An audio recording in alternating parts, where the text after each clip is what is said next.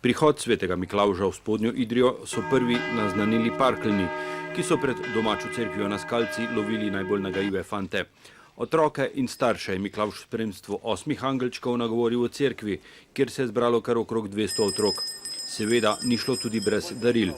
Darila, to je pa skrivnost, kajti vsakega otroka obdari v nočnem času Miklavž in to pa pustimo presenečenje.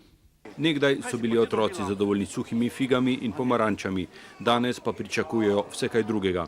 Šalca, spodnje perilo, pa malo sladkarij.